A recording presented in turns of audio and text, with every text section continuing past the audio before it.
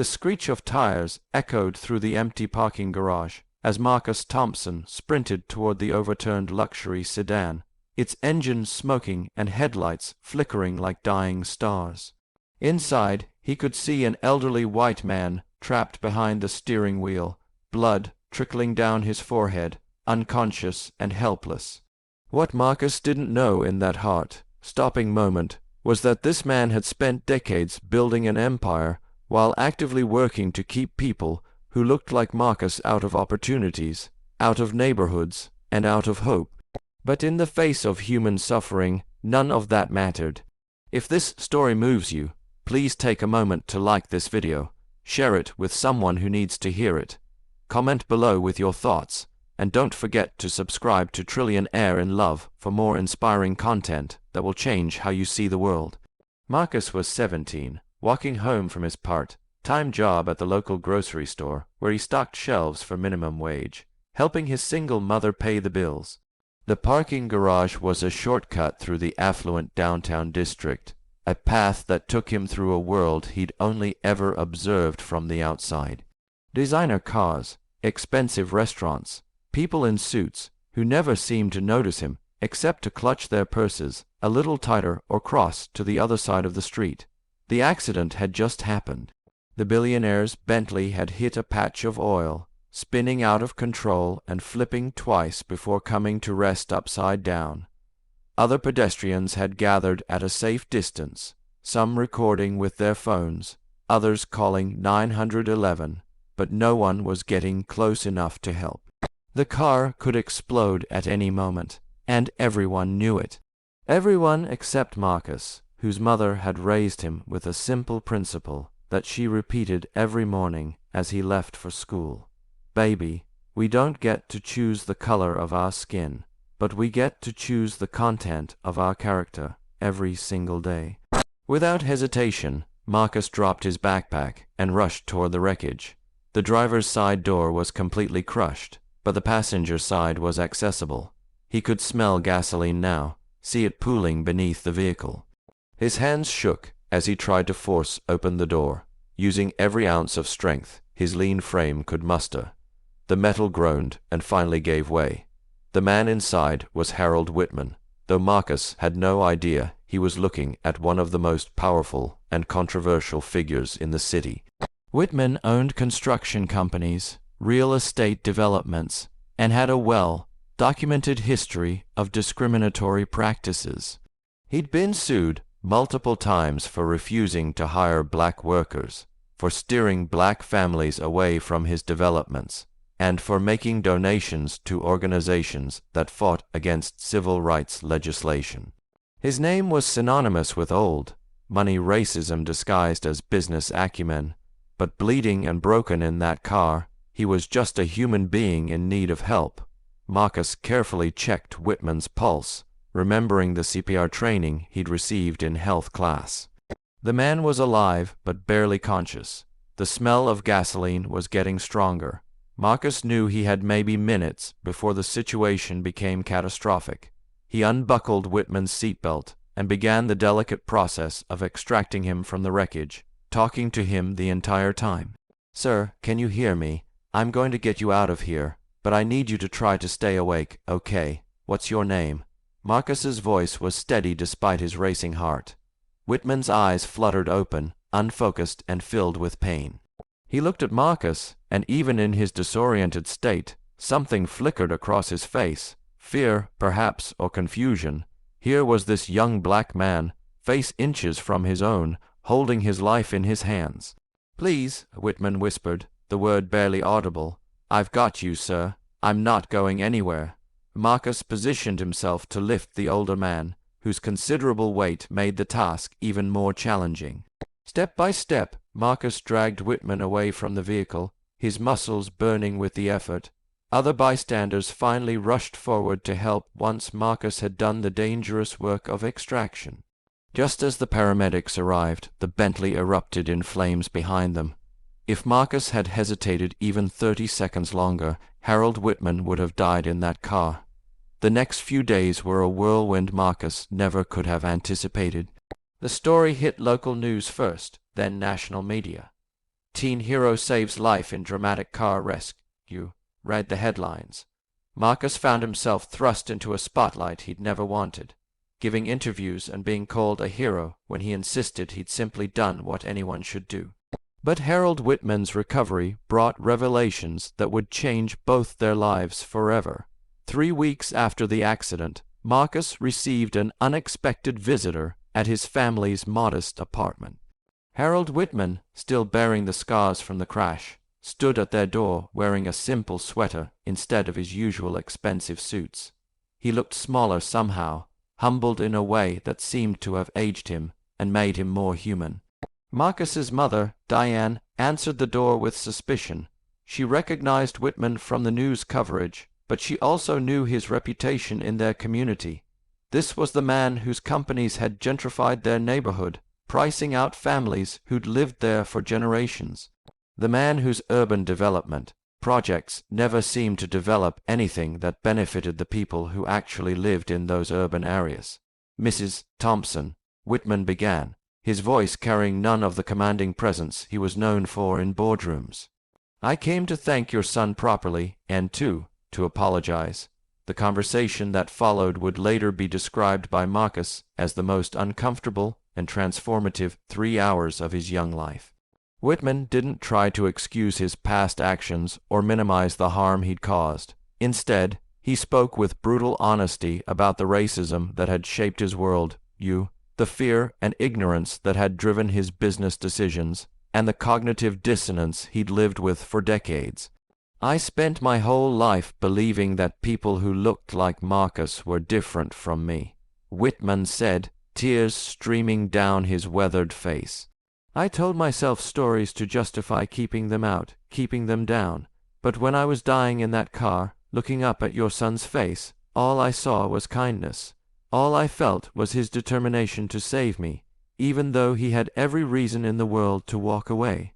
The challenges that followed were immense for both of them. Whitman's attempts at redemption were met with skepticism from the black community, who had suffered under his policies for too long to trust sudden conversion. Many saw his efforts as publicity stunts or attempts to assuage his guilt without making real change. Marcus, meanwhile, faced criticism from some in his own community who couldn't understand why he'd saved someone who had caused so much harm, and why he was now willing to work with Whitman toward reconciliation. But Marcus had learned something profound in that parking garage. He'd learned that the moment you decide someone is beyond redemption, you give up the possibility of transformation, not just their transformation, but your own. Whitman began by liquidating several of his properties and using the proceeds to establish a foundation focused on educational opportunities and affordable housing in underserved communities. He hired Marcus as a consultant, paying him a salary that was more than his mother made in a year, and began learning about the communities he'd spent decades excluding. The process was messy and imperfect. Whitman had to confront not just his actions, but the entire world, that had shaped them. He attended community meetings where people who had been harmed by his policies confronted him directly. He listened to stories of families displaced by his developments, of qualified workers who had been denied employment because of their race, of dreams deferred because of the barriers he had erected. Marcus, meanwhile, had to navigate his own complex emotions. There were days when Whitman's ingrained prejudices would surface in casual comments or assumptions, and Marcus would have to decide whether to walk away or continue the difficult work of education and accountability. He chose to stay, not because the work was easy, but because he began to see real change. The foundation they built together became a model for restorative justice in business. Whitman's companies began aggressive hiring and promotion practices that prioritized equity. His real estate developments started including affordable housing components and community spaces. Most importantly, he used his influence with other wealthy business owners to challenge them to examine their own practices. The transformation wasn't just professional, it was deeply personal. Whitman began spending time in the communities he'd previously avoided. He learned names, heard stories, and slowly began to understand the human cost of systemic racism. Marcus, in turn, learned about the complexity of privilege and power, gaining insights that would serve him as he pursued his own education and career. 2 years after the accident, Marcus stood at the podium of his high school graduation ceremony as valedictorian, having earned a full scholarship to study social justice and business ethics. In the audience sat his mother, beaming with pride, and next to her Harold Whitman, who had become an unlikely mentor and, even more surprisingly, a genuine friend. Marcus's graduation speech would later go viral, but the moment that captured everyone's attention was when he looked directly at Whitman and said, "Someone once told me that we don't get to choose the color of our skin, but we get to choose the content of our character every single day. What I learned is that character isn't just about the choices we make when it's easy. It's about what we do when everything inside us wants to give up, walk away, or write someone off as beyond hope." The partnership between Marcus and Harold continued through Marcus's college years and beyond. They faced setbacks, criticism, and moments when the gap between their experiences seemed impossible to bridge. But they kept showing up for each other and for the work.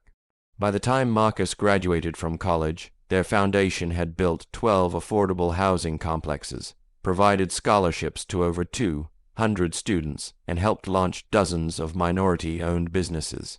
More importantly, it had become a catalyst for broader conversations about redemption, accountability, and the possibility of change. Harold Whitman's final years were spent dismantling the very systems he had helped create, using his wealth and influence to open doors that had been closed and to amplify voices that had been silenced. He often said that Marcus hadn't just saved his life in that parking garage. He had saved his soul. Marcus went on to become a leading voice in corporate social responsibility, carrying forward the lessons he'd learned about the power of choosing humanity over hatred, even in the face of deep historical wounds. He never forgot that moment in the parking garage when he had to choose between walking away and reaching out, between judgment and compassion. The story of Marcus and Harold became a testament to the truth that transformation is possible, but it requires courage from all parties involved. It requires victims to be willing to engage with their oppressors, and it requires oppressors to do the hard work of not just changing their actions, but examining and dismantling the beliefs that drove those actions in the first place. Their story reminds us that heroes aren't just people who save lives in dramatic moments. Real heroes are people who choose to see humanity in others, even when those others have failed to see humanity in them. Real heroes are people who refuse to let hatred and fear have the last word, who insist on the possibility of redemption, even when redemption seems impossible. In a world that often feels divided beyond repair, the story of Marcus and Harold offers hope. It shows us that the distance between enemy and ally, between oppressor and advocate, can sometimes be crossed by a single act of unexpected grace.